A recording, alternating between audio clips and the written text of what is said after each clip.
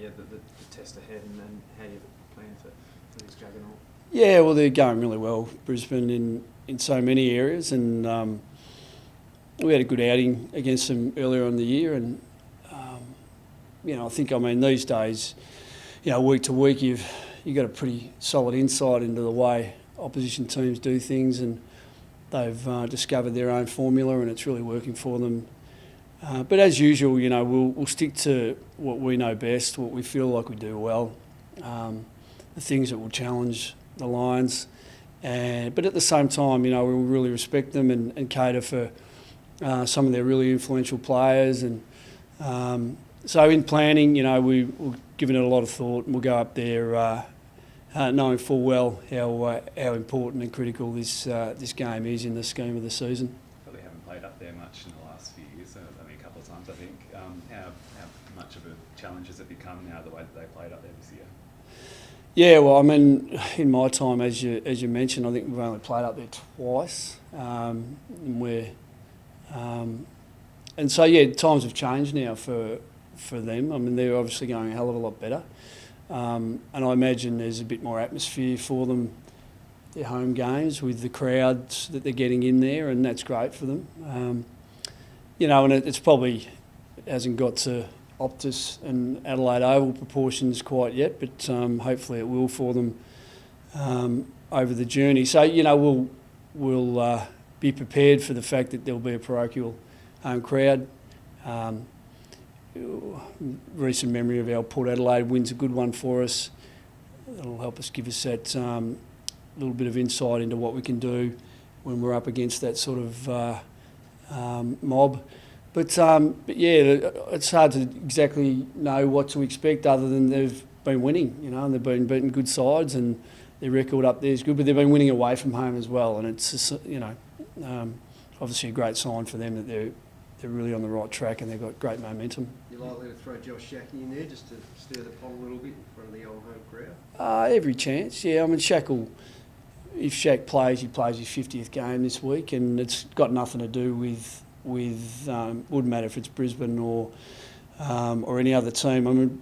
Josh has been playing some pretty good footy for us. He's missed a week with concussion, and even in the Saints game where he came off with concussion, if you look at some of the courage that he portrayed in the air in that game, he's really made some big strides. So there's a likeliness that Josh will play, but it's got nothing to do with playing against the old team. Have you allowed your players to think about that carrot dangling on the result of this game? Oh, well, you can't stop them. We talked about it the other day, and you can't shut it out. It's just there, and I know it always gets a bit boring when the coaches start talking about we're just thinking about this week and and what's right in front of you. But essentially, if you lose sight of what's right in front of you, and you start playing the long game, you do get yourself into trouble. You trip yourself up. So, but what we've been able to put together in the back end of the year has been extremely encouraging. When you're not going so well as far as the wins and losses go, just to continue to believe that you have it within you, or you're going to see the improvement out of individuals in the team, is so important, and for the boys to continue to find it within themselves, to discover the energy, to give us a little bit of a look at it and start to be in the conversation has been tremendous. And so we're excited by that, we're buoyed by that, we feel good about ourselves, and that'll be the energy that we'll require to give ourselves a chance to beat the Lions, obviously. Has Dale Morris been around the club much this week? And what's his role going to be like in the next few weeks? Do you expect him to be around a lot and doing a bit of off-field stuff?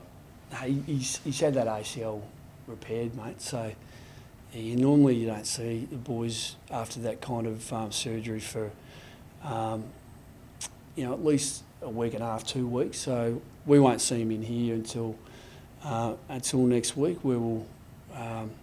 He's keen to get in and see everyone. He said to me, "Yeah, that's right. He'll be back in a couple of weeks." He's keen to get get in and see everyone and just stay involved. But yeah, I mean, what transpires with Dale's future, you know, we haven't even had a chance to sit down and discuss it from a list perspective, and we'll include him in those conversations and what his desires are, and we'll come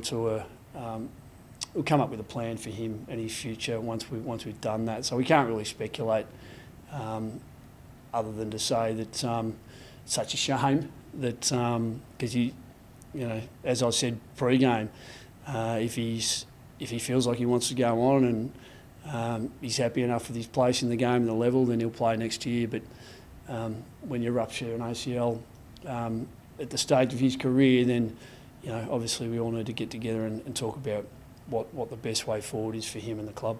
Has he given an indication of what he'd like to do if he doesn't sort of make it? No, not yet.